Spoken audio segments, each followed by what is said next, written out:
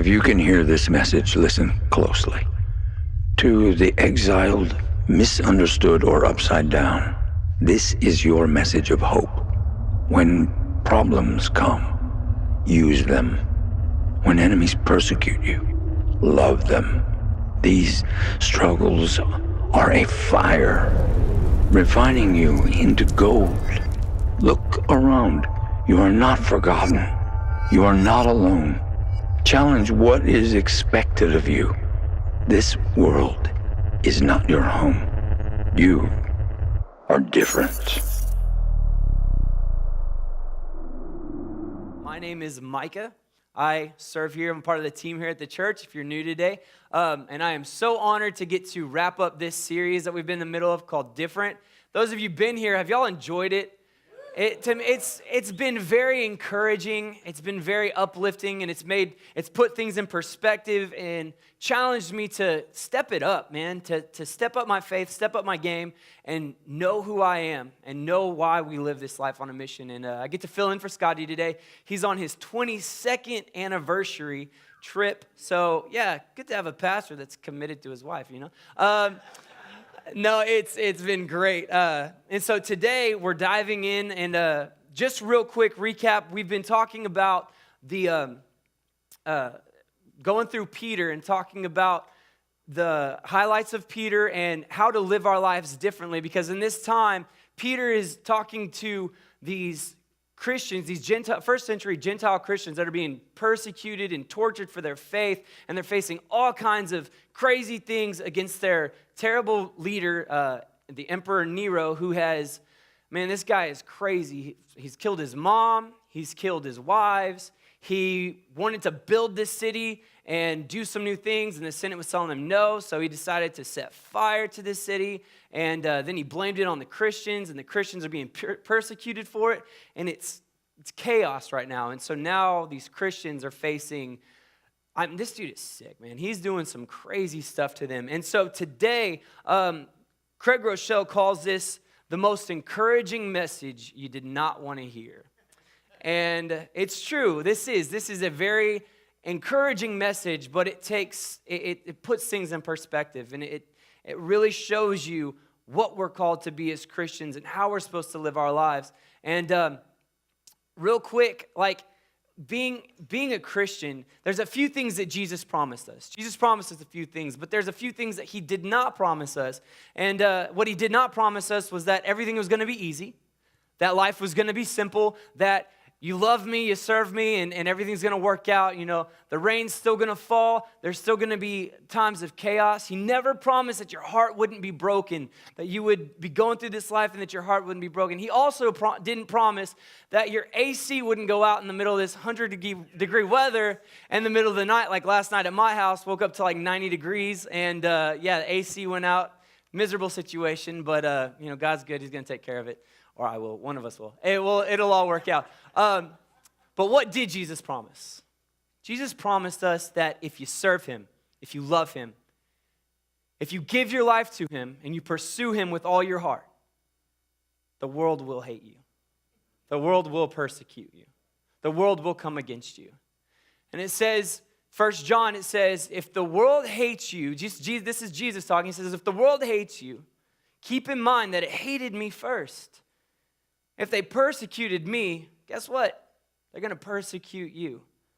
And right now, in what we're talking about is Peter's talking to these Christians and telling them how to stay strong, how to stay faithful, how to stay committed in these times of trial, these times of difficult seasons.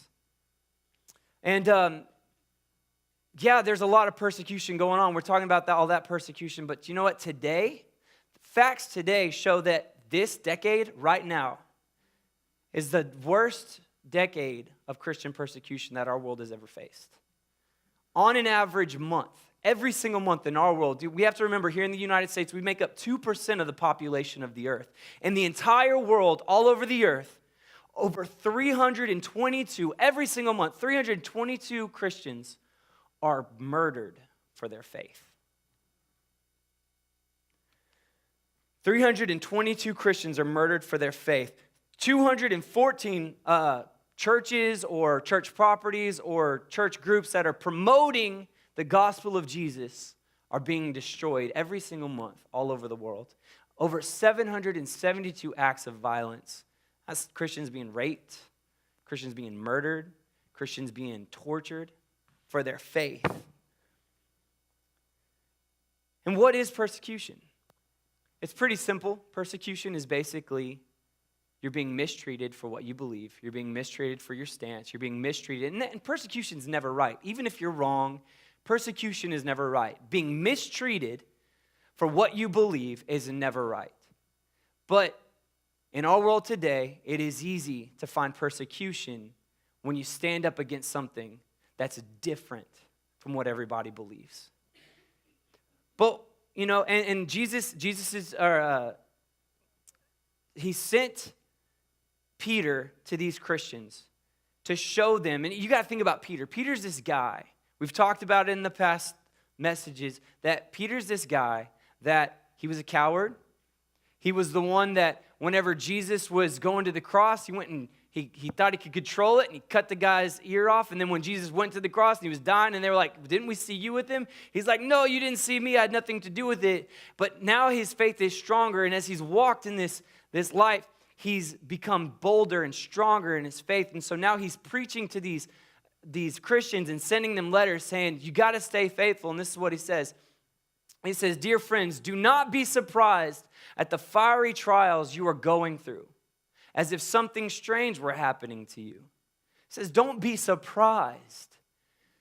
So, again, don't be surprised today if you're a Christian and you're loving God and you're serving God and you're giving Him your all, and the world is coming against you and they're making fun of you and they're putting you down and they're doing things that are hurting you. You know, it may look different in different situations, but you may be sitting there going, I can't say that I've ever been persecuted for my faith.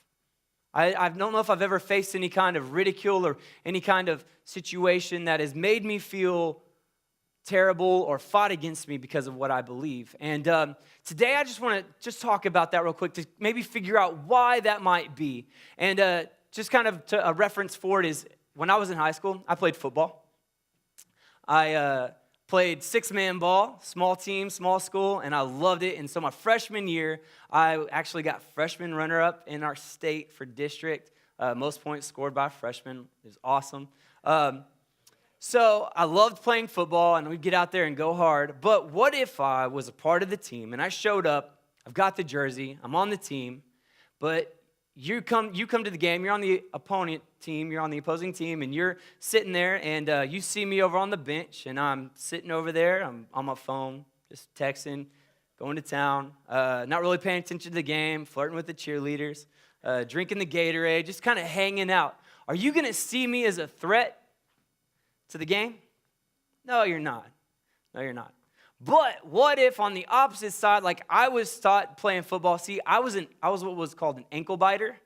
So my job was, and our coach would always tell us, Micah, they need to feel us from the get-go, on that first kickoff. They need to feel us.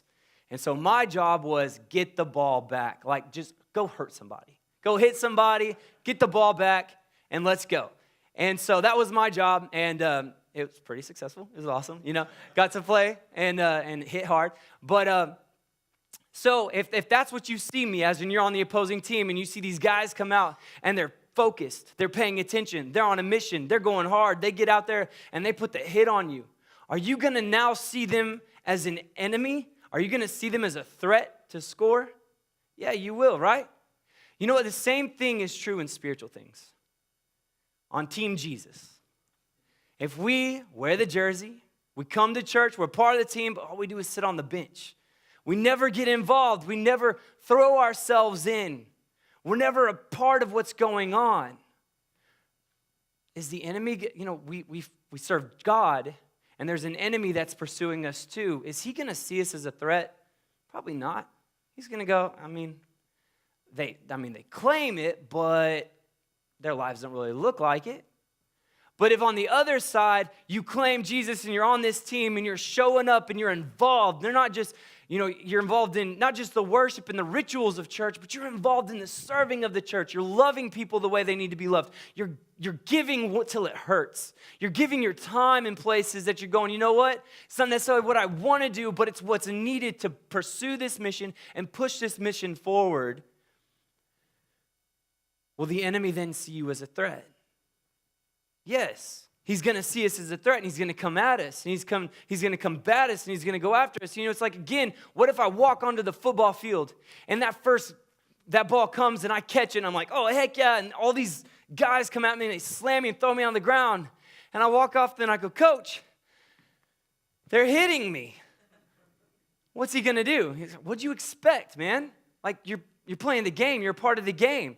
You've got to know that whenever you play the game, you're going to face opposition. It's the most encouraging message you didn't want to hear. Let's continue. It says, instead, be very glad, for these trials make you partners with Christ in his suffering, so that you will have the wonderful joy of seeing his glory when it is revealed to all the world.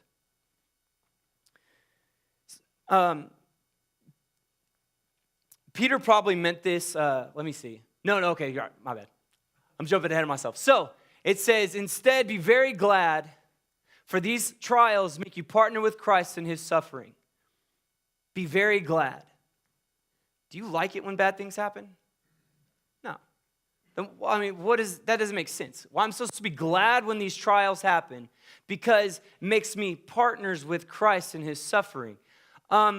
That is very against my logic and very against even what I've been taught, because my first idea of when trials happen and bad things happen in my life is to go, God, what did I do? What did I do wrong? Like, what the heck is going on? Why would you allow these things to happen to me? Aren't you a good God? Why would you allow these things to happen to me whenever I've given it all to you? I'm pursuing you. I'm serving you. And this is kind of my thought, is that we take our idea of culture, we take our idea of what culture sets up as good, and we apply it to what we think that's how God responds to goodness, right? So culture is so convincing that the pursuit of comfort is what's most important. That's what we think. And so we go, God, whenever, and I've actually been at churches that have taught this, that if you're in the middle of pain, you're in the middle of trial, you did something wrong. God is punishing you. If you have cancer, if you have something going bad in your life, this is someone that's pursuing God and loving God and going, I don't know what I did. And if you're going, I don't know what I did, it's like, is that really, what is that? That's garbage. It's not true. Don't believe it. Trials happen because God's trying to strengthen the person that you're called to be and push you forward and call you into a higher level of serving, not a higher level of gain, but a higher level of being a servant. So what happens when we pursue comfort and we do what the world's called us to do, which is to make comfort most important?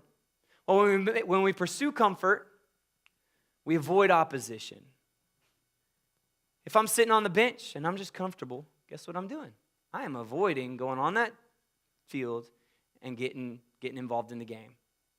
And so when I avoid opposition, my faith weakens.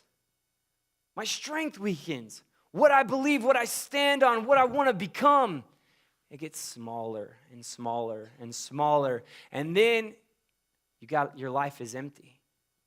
You don't continue to move forward. This is what the world tells us we should do. We got to pursue comfort. Because when we pursue comfort, we get to just relax in life. It's so much easier not to have a hard conversation, right? It's so much easier not to stand up for something that you really believe.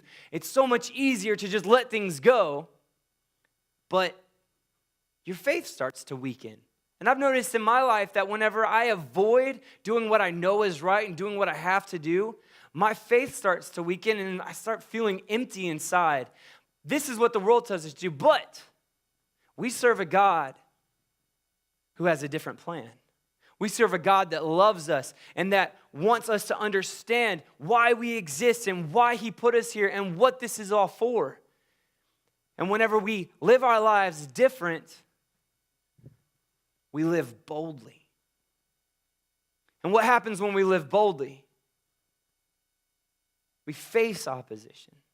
We get involved. We make something happen. And you know what? What's crazy is that there's been times that I remember in high school that I would face opposition, not necessarily for my faith, but even for friends. You know, you walk into a lunchroom and you know who the kids are that nobody cares to be around. And what happens when you go and you just associate with them? Well, you face some persecution. But you know what? Your faith strengthens. The ones that you care to be around start being involved with you. When you face opposition, your faith gets stronger. You know, it was like yesterday I was at work, and it's a little thing. You know, it's not a big deal. But one of the girls going back stubbed her toe or whatever, and she says, "Oh, Jesus Christ." And I go, "And He is Lord." And she looked at me, and she smiled. She's like, "You're right. You know, I get it. That's fine." And she walked off. And it's like, okay, my strength is stronger. I'm going, all right, that's good. And you know what happens? You become closer to Christ. Instead of a life that's empty, you become closer to Christ. So I just want you to look at these two real quick and really think about it. What did your life look like last week? Was it involved in pursuing comfort and making yourself better and avoiding things that, you know, people that you're going, I know I shouldn't hang out with that crowd anymore. I know I shouldn't necessarily be involved in that crowd anymore. All I do is my mind gets worse. My thought process gets worse. When that guy, you know, your dude sends you pictures and you're like, you know, whatever, or on Snapchat. That's the thing is, man, you get on those funny Snapchat things and there's always like the worst ad on there and you're like, golly, you know, and it just gets in your face. And you don't delete it. You keep going back to it, and you're not avoiding that you're avoiding that opposition, and your faith starts to weaken, and you start questioning and doubting, and then your life becomes more empty. Or are you living this life on purpose and involved in this with purpose and giving it all you've got, living boldly for Jesus, facing opposition, facing strength, and getting closer to Christ? Because what we have to understand is that this is not a game. Christianity and this faith, it's not a game. We are in the midst of a battlefield, fighting an enemy and loving a God that are both pursuing us with everything they've got, and they're trying to win us, one to destroy us, one to lift us up. And so Peter's talking to these Christians, and he's saying, stay strong, stay faithful. I'm going the wrong way. And he says, so if you are suffering in a manner that pleases God, keep on doing what is right. And trust your lives to God who created you, for He will never fail you. Keep on doing what is right in the midst of your suffering. This is hard for me. This has been a deep struggle for me in my current situation in life, is to go, but you know what? I deserve it. I've earned it. I've paid my dues. I've been committed. I've stayed the course. I've walked away from things. Why do things get worse? And God's going, you got to trust me. You got to trust me. You got to see your life different. You got to see your life as bigger than you. And this is what he says. He says, God opposes the proud, but He gives grace to the humble. So humble yourselves under the mighty power of God. And at the right time, He will lift you up in honor. Give all your worries and your cares to God, for He cares about you. And it's so hard to be in that situation and do that. It's easy to talk about, it's easy to say, but in the midst of that situation, it is so much harder to remain humble, because culture, logic says, no, get bigger. Step up, become more of yourself. Don't avoid the things that God's called us to do, and put those on the side and continue to make yourself bigger and make yourself more proud and strengthen yourself. When God's saying, no, I oppose the proud, but I give grace to the humble. Continue to maintain humility, because it's just like Jesus said before, who is the greatest among us? The servant. The greatest among us is not Nero. The greatest among us is not the ruler. The greatest among us is the servant. And Jesus is saying, you've got to remember, because here's the truth. This life is not our home. This world is not our home. And what Peter's trying to get them to understand is you've got to remain strong. You've got to remain humble. Even though they're facing all kinds of stuff. Back when I said a verse earlier and it says, dear friends, don't be surprised at the fiery trials you may go through. That he meant that quite literally, because in this time of persecution for those Christians, Nero, this dude was so sick. What he would do is he had these big old vats of wax, and he would take living Christians, living people, dip them in hot wax, tie them to a tree, and light the trees on fire, going into his courtyard in celebration for these people. Did y'all ever see the movie Gladiator? I loved that movie. But I remember when we've been talking about this, I remember just one specific scene where Maximus is he's backstage basically, and he's getting ready to go out to fight, and but he's waiting for his show to come on. And the show that's happening right now is he looks up over this cage, and he sees outside into the arena, and he sees a young boy holding his father. And the camera zooms in on this young boy, and it gets real close to his face, and then it zooms out. I just remember this real vividly, because that was just a part that I think I saw it when I was really young. My dad didn't know it was rated R, and we went and saw it, and it was like, oh, it was good though. But it zooms out, and you see this lion coming up, and he grabs this little boy's dad and yanks him away from him, and then the scene cuts, and it's just like, God. And then I watched a few others this past week and just kind of looked this stuff up, going like, what really happened? And there's opposing things that say that certain things didn't happen, but you know it did, and you know it's true. History tells us what happened. And they did such gruesome stuff. They would light people on fire and send them into the arena just to burn. Just to run and burn. They would crucify them and then burn them. Just all this kinds of stuff. And so I think that Peter was saying that quite literally. Don't be surprised. So what about us? What does persecution? I know in our world that persecution may not look like that. We may not be beheaded. We may not be getting killed or whatever. But what does persecution look like for us as Christians in our modern world and in our location in the earth? And if you live in Middle East, if you live in an Islamic country, persecution may be your family disowns you. You get beheaded. You get killed. If you are a young girl in college, persecution may be that you don't get asked on a second date because you're not willing to put out. That's persecution. That's the truth, is that we're seeing more and more and more that holiness and righteousness and being real, being true, the world's going, I got time for that. I want my pleasures. I want my comfort. What about you? Being a Christian, what could persecution look like for you? It could be certain friends don't want to hang out with you anymore.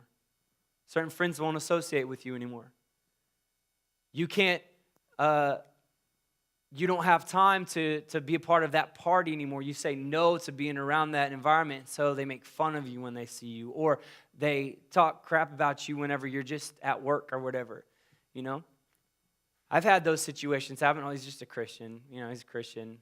He doesn't do that kind of stuff, you know. He's Mr. Goody-goody. It's all persecution. It's all wrong. And God is saying, don't be surprised when it happens to you. Stay committed. Don't make yourself big. Stay humble. Because God opposes the proud, but he gives grace to the humble. So after you have suffered a little while, he will restore you, support and strengthen you, and he will place you on a firm foundation. All power to him forever. Amen.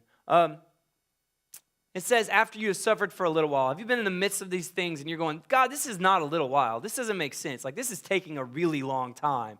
But because where we live and in our lives, things do look like a long time. And this is so true to me because I've been in the midst of this thing. And I think this is why Scotty said you need to preach this one. It's because struggling with it. So why don't you preach it? And I was like, yeah, you're right. And it has been. It's only been a little while that we give up and we start going, God, where are you? What did I do? Why are you doing this to me? But what we have to understand, and I saw a video yesterday that really inspired me to look at this thing. Average person only lives 75 years. That's 29,000 something days. You have that many days to make your life count, and then it's over. And then guess what happens? If you're a Christian and you're a follower of Jesus and you really believe this stuff, real life begins. The truth, what was really supposed to happen, begins at that point. And right now, we're just in a testing period to get us to that point. So God's going, choose me, follow me, give me all you've got. Don't be so concerned at what the world thinks. Don't be so concerned at what's going on. It says, give all your worries and cares to God, for he cares about you. And I had a conversation with Scotty this last week that really inspired me and really made me go, man, I need to start looking at things differently, because I stress out a lot about certain things in life, and especially I worry about things. And Scotty said, why are you letting your worries control you? Why are you letting these things that you worry about be what controls your actions, your faith, your perspective? You've got to be bigger than that. You've got to be past that. You're a follower of Jesus. Your worries don't control you. He does. What's right controls you. Doing what you're called to do, being who you're called to be, going past it. And you know what? It's because we lack true freedom. I think we're always growing in what freedom looks like, because I saw another thing this week that really inspired me. Another pastor was talking about, and she said, true freedom, real people that are free are extremely dangerous, because they don't care. If you're really free, you don't care. You're moving forward. You're going after it. You're giving it your all. And you're saying, come with me. I don't want to. All right, I'm going anyway. Free people don't have anything to worry about, because they're not concerned with what the world thinks. They're not concerned with what people think. They know why they exist, and they're going after it. But it's about being connected to what's right. And that's pursuing Jesus with all of our hearts and giving all of ourselves, and knowing that when we do, we are going to face opposition. And when that opposition arises, it doesn't mean that you're doing anything wrong. It means that you're probably doing something right, and God's going, come on, strengthen up. You've got this. Just like Peter's doing to these Christians. So after you've suffered just a little while, it's just a little while, why are you letting momentary situations control your life? Everything comes in moments, and this is so true. And the last service, I'm not going to cry on this one because I'm over that, but we're good. I have seen so much happen in understanding this verse about suffering for a little while. It says he will restore, he will support, he will strengthen you, and he will place you on a firm foundation.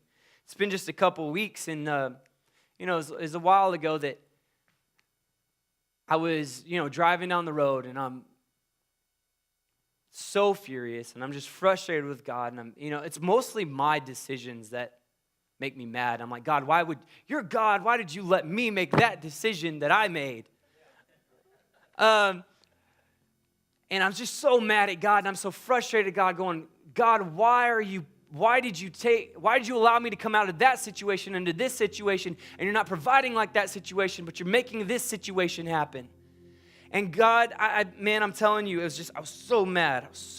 And I was so frustrated. And I'm a Christian, we can be real. We can have a relationship. It's not about rainbows and butterflies. It's about being real and staying committed in the midst of chaos. And man, I felt it. I finally just shut up and drove, and it was about a 2-hour drive, and I probably driving for an hour, just silence, being quiet. And I remembered a sermon Scotty taught a few weeks ago, and it really inspired me, and it really made me think that you're not called to become greater in this world. You're called to remain a source for me. I was like, yeah, but that's contrary to what I think. I take cultural beliefs and cultural rights and wrongs and make them your rights and wrongs. That's not true. That's not it. I've called you to stay humble. I've called you to stay committed. I've called you to be inspired by loving me. And he said, there's someone in your life that I need access to. And I'm using you to get that access. And I was just, I was going, if I'm a Christian, that's okay. And that should be okay. We face opposition. We face frustrating times. We face times and trials that we go, God, what did I do? When he's going, no, you're right where I need you to be. You haven't made a decision to promote yourself. You made a decision to stay faithful. And in that decision to stay faithful, you have to understand there's no comfort there. There's stretching, there's faith, there's building, there's growing. And I saw it, a couple weeks ago, I saw it. Had a conversation with a lady that was ready to give up. She's done. She's done. Basically, that's what she said. I'm out. I'm done. I'm not doing this anymore. I can't. And there was a conversation that took place that I don't know, had I not been in that situation, that it wouldn't have happened. And I'm just telling you, God does miraculous things. Didn't change my situation, didn't change my frustrations, didn't give me the resources I want and the comfort I wanted, but you know what? It's seeing past that and going, why do we really exist? We really exist to introduce people to Jesus. We are Brownwood Community Church, and guess why we exist? For the community, for people, for broken, lost people that have no connection to Jesus, that the church has shunned, that Christianity has told them, no, you're messed up. You can't be here. You're sick. You did something wrong. Go away. When Jesus is calling us to give stuff up. And it's in that journey of pursuing Jesus that we have to be willing. That's the measurement in your faith. What are you willing to give up? What relationship are you willing to give up? What connection, what addiction, what thing is holding your attention that Jesus is saying, I need that from you. Turn that away. Because we continually fall back into the things that separate us. So this is the most encouraging message that you did not want to hear. And to me, it was a very encouraging message that made me go, you know what? It's time to step up. It's time to remember who I am, what I'm called to be, get my priorities in check, and remember that Jesus said, I will take care of it. I will place you on a firm foundation. You got to stay committed. You got to get in the game. You got to not just put on the jersey, but go on the field and fight hard. So wherever you are today, that's my prayer for you, is that you would see yourself in a new light. See yourself as the person that God has called you to be. And as we've talked about the past 4 weeks, choose holiness. Choose to be set apart. Choose to be strengthened. Choose to see persecution from a different perspective. Not as punishment, but as power. And pursue God with all your heart. Let's pray right quick. Father, I thank you so much for this morning and this message that strengthens us, that's difficult to hear. But God, as we continue to grow and we continue to pursue you, Father, that our hearts would be strengthened. We'd see ourselves again in this new light. See us the way that you've called us to be, not as culture has called us to be. That, Father, we would not It's not wrong to pursue greatness. It's not wrong to pursue financial peace. It's not wrong to pursue these things. But Father, I pray that we would remember them not as gains for our greatness, but as sources for your gospel. To be used to passionately pursue those around us and give them a deeper connection to you. God, I thank you so much for a church that's choosing to be different. It's choosing to love those that are broken right where they are with no expectations except to continue to grow. Come as you are, God. You're calling us to come as we are, but not stay that way. To grow, to change, to push off the things that are not of you and grab the things that are of you and remain humble in the process. As much as it hurts and as hard as it is, God, thank you for process. I pray that, Father, we embrace it and we continue to flow. We continue to fight. We don't just wear the jersey and sit on the bench, but we get involved and we give and we love and we serve with passion. We have the hard conversations.